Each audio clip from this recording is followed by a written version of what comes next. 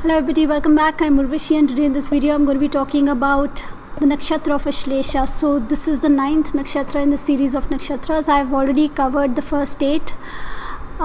In case you haven't watched those videos and you have important planets in the first 8 nakshatras, I do suggest you go and watch them. So what are nakshatras to start off with?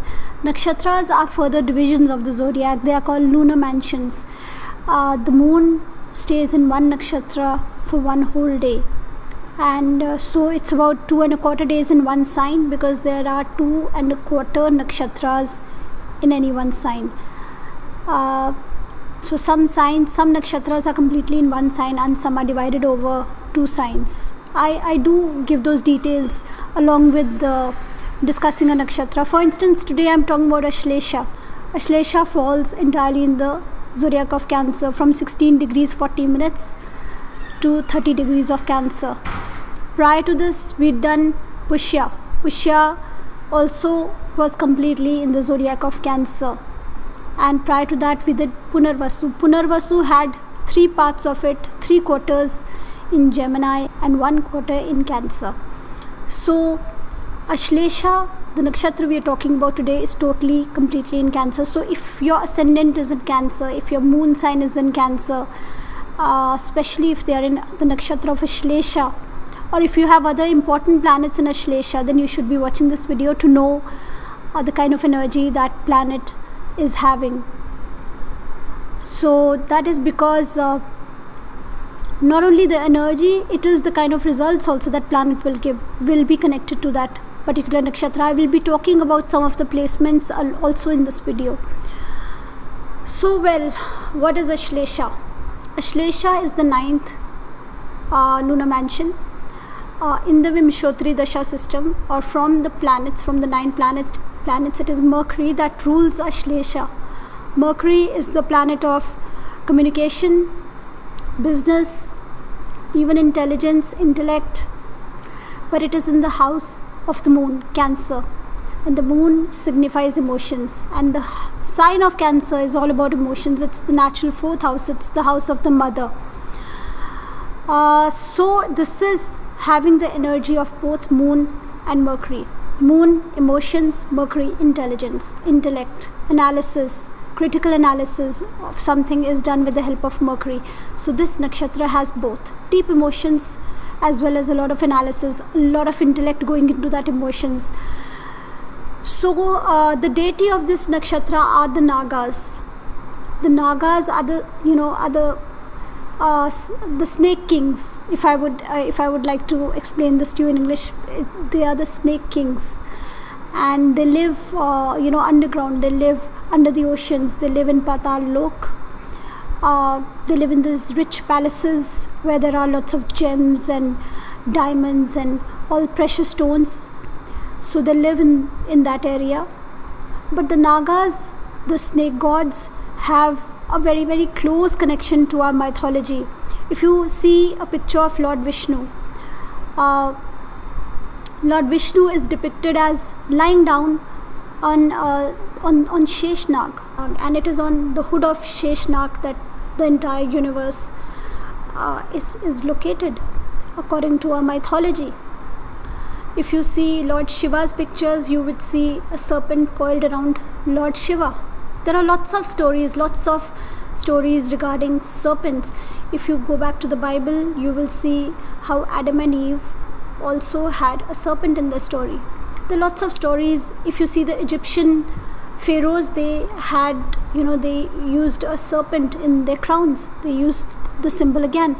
If you see Jainism, Buddhism, Hinduism, Tibetan mythology, snakes are a very, very important part of our mythology.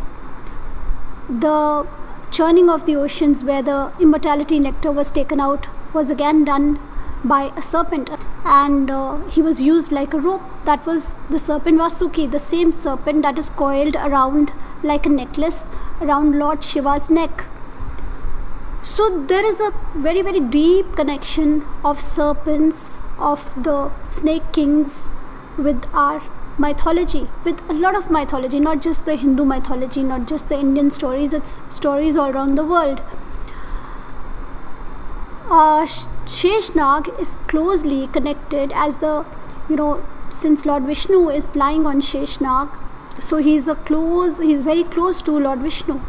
So when you see Lord Rama is one of the avatars of Lord Vishnu. When Lord Rama took birth, then Lakshman took birth as his brother, and Lakshman is said to be a reincarnation of Sheshnag. Like Lord Rama is a reincarnation of Lord Vishnu, Lakshman is a reincarnation of Sheshnag. So Lakshman came along with Lord Rama to be with him, to protect him. So there is a strong will of protection in the Nagas, in the serpents. There's a strong desire to protect the family. And if you've been watching my previous videos about nakshatras, so the last one, before that in fact, we had Adra, there was destruction, then there was coming back of life, resettling again, Punarvasu, and then there was a lot of nourishment that was going on in the nakshatra of Pushya, and now we've come to protection. So there's a lot of protection that we will see in the nakshatra of Ashlesha. The nakshatra of Ashlesha is all about protection. The very meaning of the word Ashlesha is to attack somebody with poison. That is the very meaning of Ashlesha. I'm forgetting the exact words, but it is, attacking with poison. And the very literal meaning also is enticing, embracing, just embracing somebody, clinging to something very dearly. And this the symbol of Ashlesha is a coiled serpent, and this coiled serpent is also associated with the Kundalini energy that all of us have inside of us. And this Kundalini energy is connected to our spine.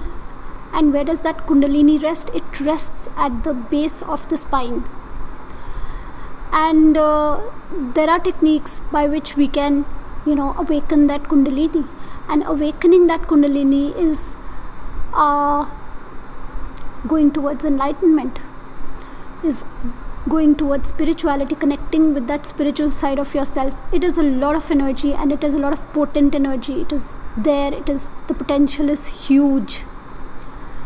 So these Nagas connected to the Kundalini, connected to the nakshatra of Ashlesha, showing protection, showing transformation. If we think of snakes, what do we think of? They shed their skin, they transform, showing transformation. And then this is a Gandamul nakshatra, because this sign of Cancer is followed by Leo. Cancer is water, Leo is fire. So wherever you have two zodiacs meeting between fire and water, that is the point of Gandanta.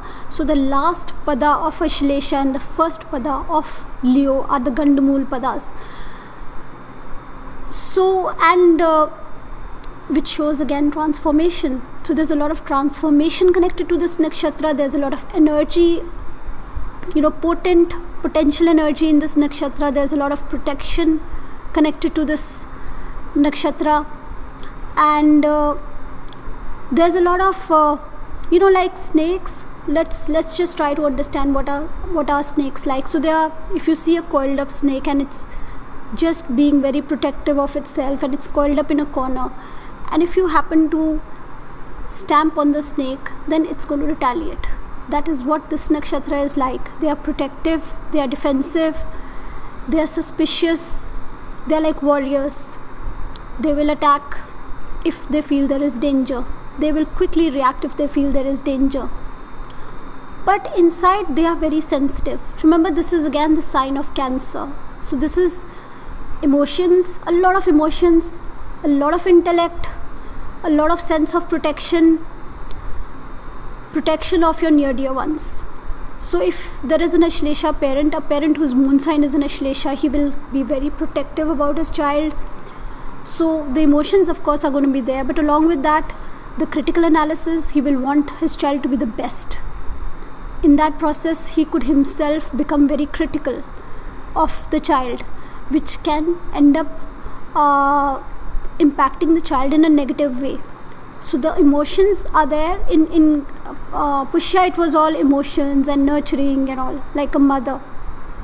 Here it is emotions and intellect.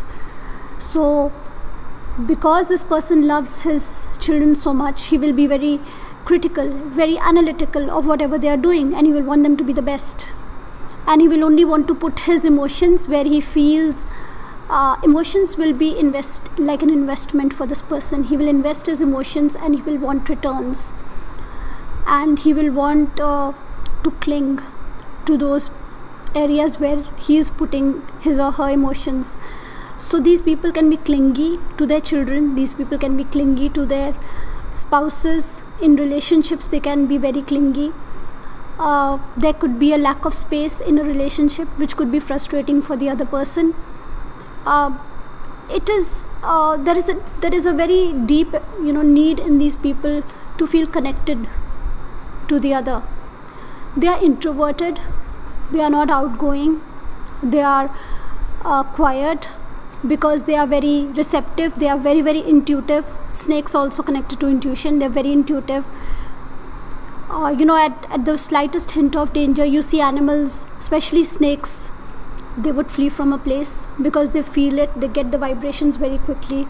So these people, they feel a lot of vibrations. They're intuitive, and they don't like to participate in huge gatherings because they keep getting those vibrations. Sometimes if they really want to fine tune into their feelings, and they get a lot of vibrations which are both positive and negative.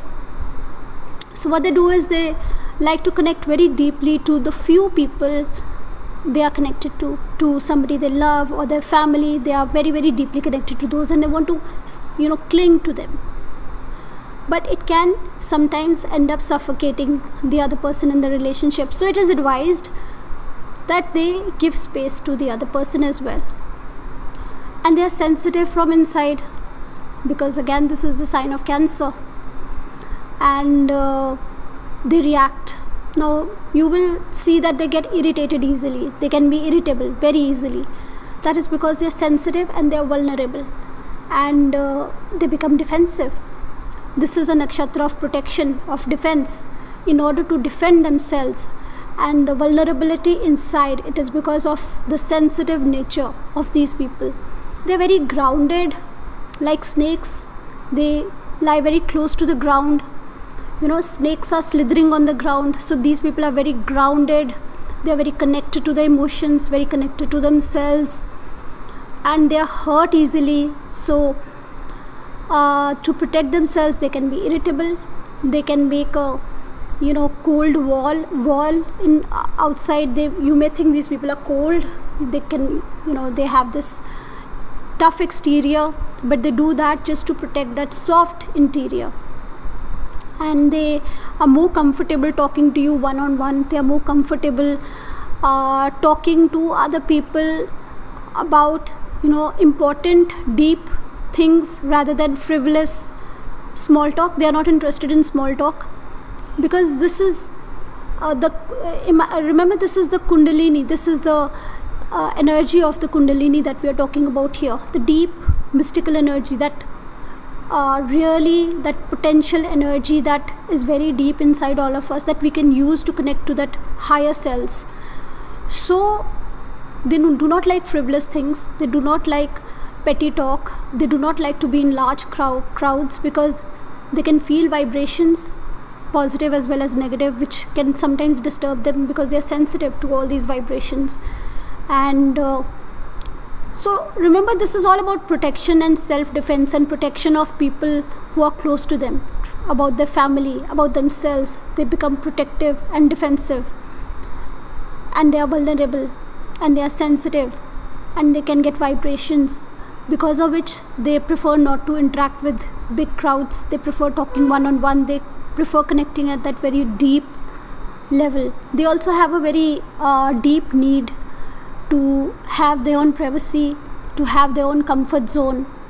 They really, really value their privacy a lot. So if you do not give them their space, they need their space. If you frustrate them, if you encroach on their space, it will frustrate them. So it is very important. They will fight for that space. They will fight for their privacy. And so sometimes they may end up coming across as secretive people. They can be secretive, but it's mostly because they are private. It's mostly because of these vibrations that they feel, because of these, they feel everything. They get to feel a lot of vibrations. Like a snake would catch a vibration suddenly and would realize that there is danger and would run. Similarly, these people would get a lot of vibrations, so they prefer to stay introverted. They are into themselves. They like to interact with small amount of people. They keep private.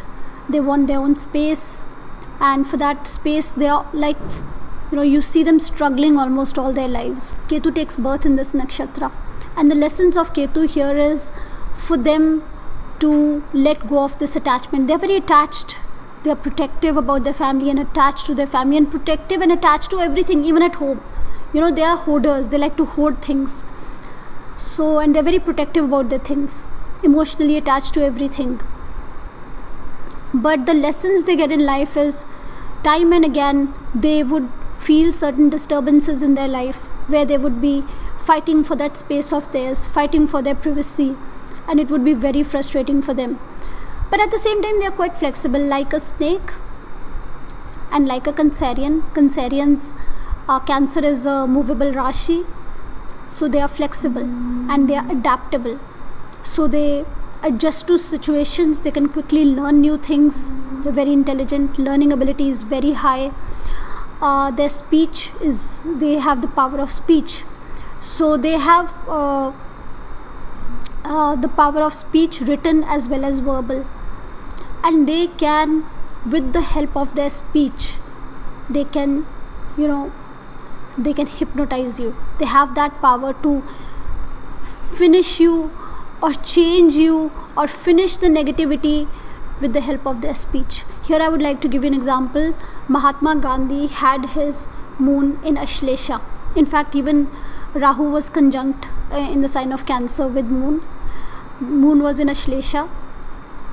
And we've all seen Mahatma Gandhi at the time when India was in such a crisis and there were so many nationalists who were rising and they were fighting and trying to gain freedom. Mahatma Gandhi, only with his speech, only with his word, was able to get an entire nation to come together and stand up for themselves. That is the power they have. They have the power to hypnotize with the help of their word, with the help of their speech. It can be both written or verbal. Their ability of being flexible encourages them to try new situations, to try new places, and you will see these people very frequently even change their country. They want to break free of any restrictions. They hate restrictions. They want freedom. They want their space. So sometimes they take drastic steps and they change their country. They go into different cultures, and then again they find themselves in a different spot. They again sometimes, most of their lives you see them in a struggle trying to find that space for themselves. And privacy, their space, their emotions, this feeling of protection, taking things too personally, getting reacting, if, like I said, if you put your foot on a snake, then it's going to bite you, it's going to turn around and bite you. So they can be very reactive. So here I'd like to give you a story where Lord Rama and Lakshman, his brother, while going through the jungles in exile, they met Ma Sabri, and Ma Sabri gave them these berries to eat. And Lord Rama had his berries, and Lakshman, he saw that the berries had been tasted by Sabri. Sabri was tasting the berries so that she could find out which were the good ones and she could offer them to the Lord, and the ones that were not good, she wanted to throw them. But here Lord Lakshman is a reincarnation of Sheshnag, who is in the mode of protection, and he was suspicious that why has she eaten these berries, and he was angry and he threw the berries. So there is this anger in them. They're going to be defensive. So they are ready with that anger. They are ready to fight. They are ready to defend. They are ready to snap in the name of protection. But this can also And this energy is can be used for both sides. Like I gave you the example of Mahatma Gandhi, who used this energy for such a great thing, you know. On the other hand, this energy can be used in a very negative way. That power of hypnosis, that power of the word, the power of thought, of ideas, these people can use to con other people. So you will see people of Ashlesha Nakshatra of extremely two sides. They could be saints, they could be very, very spiritually evolved people, depending on how they use this energy, and they could be completely fake.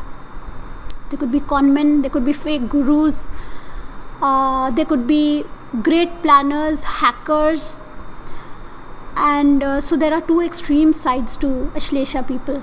The biggest issue in this nakshatra is these people just don't know how to let go of things. Once they're in a relationship, once they've gone through a bad phase, if they are in a bad situation, normally we say time heals, but they do not know how to let go of things. They do not know how to let go of a bad relationship. They do not know how to let go of their mental tensions. So for them, the best remedies for anybody who has a moon in Ashlesha, and if it is afflicted, then there are chances, very high chances, afflicted by Rahu or Saturn, there are very high chances of psychological disorders. For them, it is extremely important to meditate, to do pranayam every day, to do a bit of yoga. Very, very grounding yoga is very important, where they learn to let go of all the tension and stress in the body. That is the biggest issue with the Ashlesha people. It's a lot of energy, can be used both ways. I know you'll get to listen to a lot of negativity about Ashlesha, but Ashlesha is a very, very powerful nakshatra, can do great things. These people are capable of doing great things, but they are vulnerable, they are sensitive, they need their privacy, they are defensive, they tend to cling to things, and they tend to strike back. They can be very angry because they're basically warriors. They're trying to defend and protect. After the nurturing in Pushya, here one is being defensive, one is defending what they have. They're defending the family, and they're defending the vulnerability inside. And but this energy can be used for great things in life. They can be great speakers, great orators, they can be great healers. This energy can be used for healing. That the literal meaning, like I said, of Ashlesha is, you know, afflicting with the poison, finishing off something with that poison, like a snake does. So that finishing off can be done of all the negativity in the world. So they have the capability, they have the power. If they utilize this energy properly, it can be used to great ends. I will be doing more about this nakshatra. There is a lot more I want to tell you. Plus I want to talk about the 4 padas. I want to talk about the careers related to this nakshatra. I want to talk about the transit of the moon in this nakshatra. I will be doing that in the next video. For now, it's bye-bye. See you.